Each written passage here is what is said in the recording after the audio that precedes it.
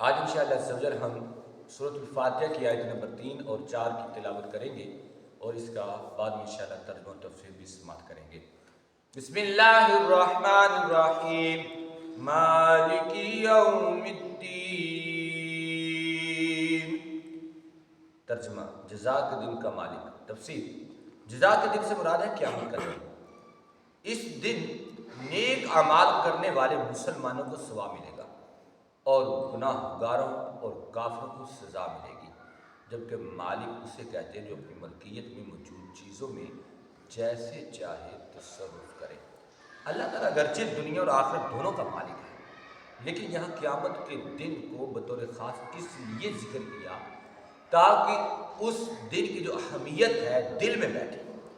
نیز دنیا کے مقابلے میں آخرت میں اللہ تعالیٰ کے مالک ہونے کا ظہور زیادہ ہوگا، کیونکہ اس دن کسی کے پاس ظاہری سلطنت بھی نہ ہوگی جو اللہ تعالیٰ نے دنیا میں لوگوں کو عطا فرمائی تھی۔ اس لیے یہاں خاص طور پر قیامت کے دن کی ملکیت کا ذکر کیا گیا ہے۔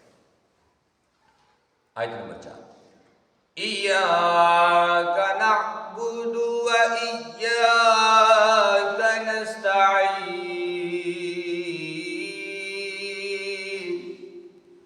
ترجمہ ہم تیری ہی عبادت کرتے ہیں اور تجھے ہی سے مدد چاہتے ہیں۔ تفسیر یہ ہے، اس سے پہلی آیت میں بیان ہوا ہے کہ ہر طرح کی حمد و ثنا کا حقیقی مستحق اللہ تعالیٰ ہے، جو کہ سب جہانوں کا پالنے والا ہے، بہت مہربان ہے، رحم فرمانے والا ہے۔ اس آیت سے بندوں کو سکھایا جا رہا ہے کہ اللہ تعالیٰ کی بارگاہ میں اپنی بندگی کا اظہار یوں کرو کہ اے اللہ ہم صرف تیری ہی عبادت کرتے ہیں، کیونکہ عبادت کا مستحق جو ہے وہ صرف تو ہی ہے، تیرے علاوہ اور کوئی اس کے لائق ہی نہیں ہے اس کی عبادت کی جا سکے۔ حقیقی مدد کرنے والا بھی تو ہے، تیری اجازت اور مرضی کے بغیر کوئی کسی بھی قسم کی کسی کی بھی ظاہری باطنی جسمانی روحانی چھوٹی بڑی کوئی مدد نہیں کر سکتا۔ عبادت کا مفہوم بہت واضح سمجھنے کے لیے اتنا ہی کافی ہے کہ کسی کو عبادت کے لائق سمجھتے ہوئے اس کی کسی قسم کی تعظیم کرنا یہ عبادت کہلاتا ہے۔ اگر عبادت کے لائق نہ سمجھے وہ محض تعظیم ہوگی، عبادت نہیں ہوگی۔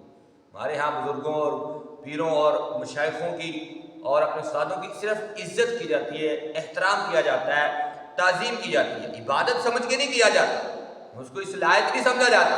ہاں اگر کسی نے کسی کو عبادت کے لائق سمجھ کر تعظیم کی، تھوڑی سی بھی تعظیم کی، وہ عبادت کے زمرے میں آ جائے گی، تو اس لیے اس سے منع کیا جاتا ہے۔ یہ شرک ہے، صرف کیلی تعظیم کرنا، ایک انسان پیر محترم سمجھ کے، استاد سمجھ کے، یا کسی مشائخ کو بڑا محدث یا عالم سمجھ کے اس کی تعظیم کی جائے تو وہ صرف تعظیم ہے، وہ شرک نہیں ہے۔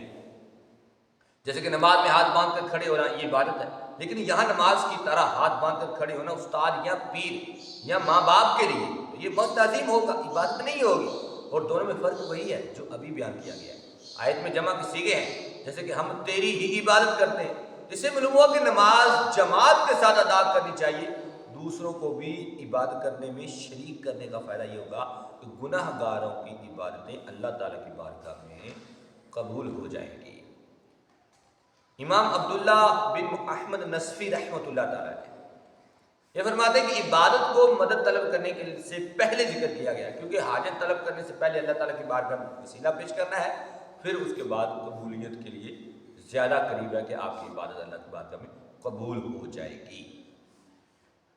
دعا ہے کہ جو کچھ ہم نے سنا اسے یاد کر کے آگے پہنچانے کی توفیق نصیب فرمائے۔ اللہ تعالیٰ قرآن کو ہم سب کو فہم نصیب فرمائے۔